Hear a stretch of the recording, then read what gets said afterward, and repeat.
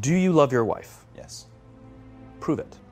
Like, what's the metric? Give me the number that helps me know, right? Because when you met her, you didn't love her. Now you love her, right? Tell me the day the love happened. It's an impossible question. But it's not that it doesn't exist, it's that it's much easier to prove over time, right? Leadership is the same thing. It's about transition. So if you were to go to the gym, it's like exercise, right? If you go to the gym and you work out and you come back and you look in the mirror, you will see nothing. And if you go to the gym the next day and you come back and you look in the mirror, you will see nothing, right? So clearly there's no results, can't be measured, it must not be effective. So we quit, right? Or if you fundamentally believe that this is the right course of action and you stick with it, like in a relationship, I bought her flowers and I wished her happy birthday, and she doesn't love me. Clearly I'll give up. That's not what happens. If you believe there's something there, you commit yourself to an act of service. You commit yourself to the regime, the exercise. You can screw it up. You can eat chocolate cake one day, you can skip a day or two. You know, it allows for that. But if you stick with it consistently, I'm not exactly sure what day, but I know you'll start getting into shape. I know it. And the same with the relationship. It's not about the events. It's not about intensity. It's about consistency, right? You go to the dentist twice a year, your teeth will fall out. You have to brush your teeth every day for 2 minutes. What does brushing your teeth twice a day for 2 minutes do? Nothing. Unless you do it every day, twice a day for 2 minutes, right? It's the consistency. Going to the gym for 9 hours does not get you into shape. Working out every day for 20 minutes gets you into shape. So the problem is we treat leadership with intensity. We have a 2-day offsite, we invite a bunch of speakers, we give everybody a certificate, you're a leader, right? Those things are like going to the dentist. They're very important, they're good for reminding us or getting us back on track, learning new lessons, but it's the daily practice of all the monotonous, little, boring things like brushing your teeth that matter the most. She didn't fall in love with you because you remembered her birthday and bought her flowers on Valentine's Day. She fell in love with you because when you woke up in the morning, you said good morning to her before you checked your phone. She fell in love with you because when you went to the fridge to get yourself a drink, you got her one without even asking. She fell in love with you because when you had an amazing day at work and she came home and she had a terrible day at work, you didn't say, yeah, but let me tell you about my day. You sat and listened to her awful day and you didn't say a thing about your amazing day. This is why she fell in love with you. I can't tell you exactly what day, and it was no particular thing you did. It was the accumulation of all of those little things that she woke up one day and as if she pressed a button, she goes, I love him, right? Leadership is exactly the same. There's no event. There's no thing I can tell you you have to do that your people will trust you. It just doesn't work that way. It's an accumulation of lots and lots of little things that anyone by themselves is innocuous and useless. Literally, pointless by themselves. People will look at little things that are good leadership practices and say, that won't work, and you're absolutely right. But if you do it consistently, and you do it in combination with lots of other little things, like saying good morning to someone, that looking them in the eye. My friend George, who's a 3-star general in the Marine Corps, he says his test for leadership, and I love this, he goes, his test for a good leader is if you ask somebody how their day is going, you actually care about the answer. The number of times we're walking to a meeting, we're rushing, we go, how are you? Not good, I gotta get to you later, I'm late for a meeting. Right. If you ask the question, you were standing there and you were listening to the answer. It's those little innocuous things that you do over and over and over and over that people will say, I love my job. Not I like my job. I like my job means, yeah, the challenge is great, they pay me well, I like the people. I love my job means, I don't want to work anywhere else. I don't care how much somebody else is willing to pay me. I'm devoted to the people here, and I care desperately about the people here as if they were my family. In business, we have colleagues and coworkers. In the military, they have brothers and sisters. That's how they think of each other. If you really have a strong corporate culture, the people will think of each other like brothers and sisters. It's like a family, right? No. Brothers and sisters. Deep love. Fight, but the love doesn't go away. Bicker, the love doesn't go away. And I'll fight with my sister, but if you threaten my sister, you're going to have to deal with me.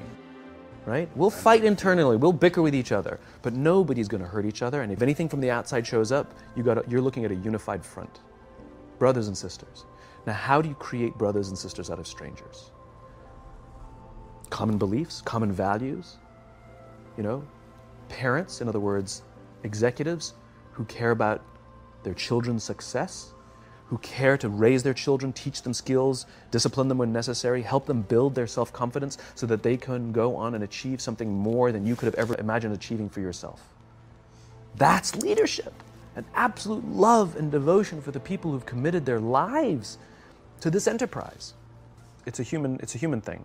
So just as you know how your body feels after a good workout, and you know how your body feels after a big greasy meal, you know that one is good for you and one is not, despite what it may taste like.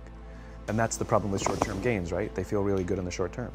We're highly, highly, highly trained social animals. We're highly adapted social animals. We can feel social awkwardness, and we can feel when things are going well. You can sense it. You say you have this sense of laughter, around the office. Like, we don't walk around with blinders. We're like I said, we're made to do this. That's why we can assess if somebody's trustworthy or not.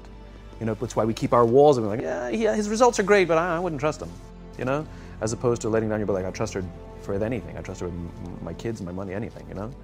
So we're highly attuned animals, and so we're good at sensing it. But I will say there is a caveat to your metric of laughter, which is a decent one, is that scale breaks things in human beings. As I said before, we're not made for populations bigger than about 150-ish. It's called Dunbar's number. Robin Dunbar, a professor from Cambridge University, theorized that we cannot maintain more than about 150 close relationships. And the way he defined a close relationship is, if you're at a bar with a bunch of friends and somebody comes in, would you ask that person to join you or not? And it's about 150 that we would ask them to come join us. And if you think about the reason, that actually makes perfect sense, which is there's two limiting factors. One is time. If you only gave 2 minutes to every person you know, you'd make no close friends. And the other one is memory. You just can't remember everybody. And so this is where leadership becomes very, very interesting, because if you have a company that has a lot of people, 5, 6, 7, 800 people, 1,000, 2,000, 5,000 people, clearly you can't know everyone. And clearly as a CEO, like, I care about every single one of my people. You don't even know. Some of the people you work for who work for you are bastards. You don't care about them, right? So it's a nonsense statement. But what you can say is, I desperately care about the people whose names I know and whose faces I recognize. And I care desperately about my leadership, and I instill in them